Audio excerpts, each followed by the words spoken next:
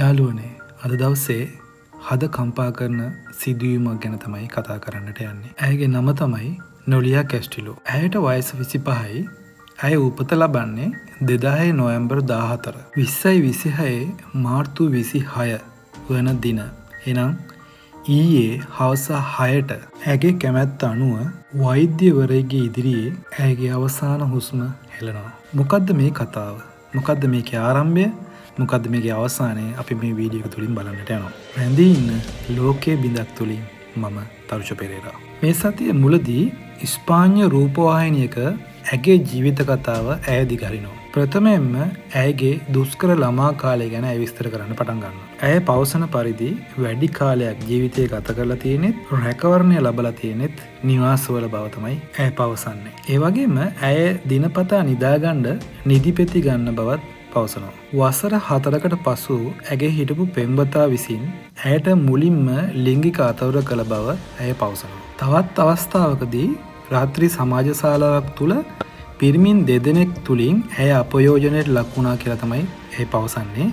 ඒ වගේම විනෝදාස්වාද ස්ථානයකදී පුද්ගලයන් 3 දෙනෙක් එකතු වෙලා ඇයට පහර දුන්න බවත් ඇය වාර්තා කරනවා. මෙවැනි ලිංගික අපයෝජන වලට ඇය ලක් වෙන්නේ 20යි 22 දී. එතකොට ඇයට අවුරුදු 21යි.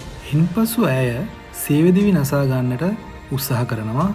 උඩුමහල ඉඳලා පහළට වැටිලා ඇගේ කොන්ද කැඩෙනවා. ඉන්පසු කකුලෙන් පහළ ඇගේ පණ නැති වෙනවා. අංශභාග රෝගයට ඇය ලක් වෙනවා. මනෝචිකිත්සක වාර්තාවලින් පෙනී යන්නේ මෙම තරුණියට නිදන්ගත මානසික අවපීඩන රෝග ලක්ෂණ සහ කාංසාව සහ සම්පීඩන ආබාධ සහ සීමා සහිත පෞරුෂ ආබාධ ඇති බවද හඳුනාගෙන තිබෙනවා. ඒ වගේම වෛද්‍ය වාර්තාවට අනුව ඇගේ අංශභාග තත්ත්වය නිසා ඇයට තිබෙන අපහසුතාවයන් නිසා ඇය මුහුණ දෙන වේදනාවන් නිසා ශාරීරික අපහසුතාවයන් නිසා මල පහ පිටවීමේ අපහසුතාවය මූත්‍රා පැය 6න් මාරු කරන්න ඕන රෝද පුටුවක තමයි ඇගේ ජීවිත කාලයම සම්පූර්ණයෙන්ම ගත කරන්නේ. මෙම හේතුව නිසා ඇය රජයෙන් ඉල්ලා සිටින්නේ මට මෙතනින් එහාටත් මේ දුක විඳින්න බෑ. මට මගේ කැමැත්තෙන් මැරෙන්න අමාරුවක් නැතුව මැරෙන්න මට අවසර දෙන්න කියලා ඇය රජයෙන් ඉල්ලීමක් කරනවා. පැහැදිලිවම කියනවා ඇයව බේරගන්න බෑ. මෙතනින් එහාට මේ විදිහටම තමයි යාට මරණකම්ම ජීවත් වෙන්න ඕනේ කියලා. ඉතින් ඒ නිසා ඇය අධිකරණයෙන් ඉදිරිපත් කරලා අධිකරණය තුලින් ඇයට සහනයක් දෙනවා ඇයගේ කැමැත්තෙන් ඇයට මැරෙන්න පුළුවන් කියලා. 20යි 23 දී තමයි ඇය ඇප්ලයි කරන්නේ.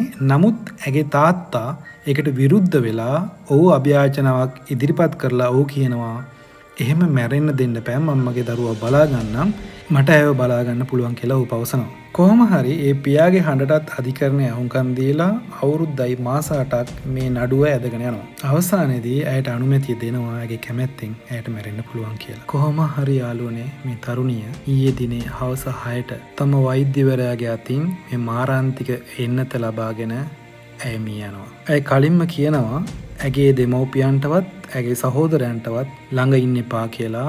ඇයට ඒ අවසාන මොහොතේදී ඒ මරණ මොහොතේදී තමන්ගේ වෛද්‍යවරයාත් එක්ක විතරක් කාලය ගත කරන්න ඕනේ කියලා ඇය පවසනවා. එම මරණයට නමකුත් හැදෙනවා දයානුකම්පාගත මරණය කියලා. මොකද යාළුවනේ ඔබට හිතෙන්නේ මේක හරිද වැරදිද කියන එක විනිශ්චය කරනවට වඩා පොඩ කල්පනා කරලා බලන්න මේ මිනිහයාගේ මානසික මට්ටම කොච්චර පීඩනයක කොච්චර අමාරුවක කොච්චර වේදනාවක එයාගේ ජීවිතය ගත කරලා තිබෙනවද කියලා. මේ වගේ අප අතරෙත් බොහෝ මිනිස්සු ඉන්නවා.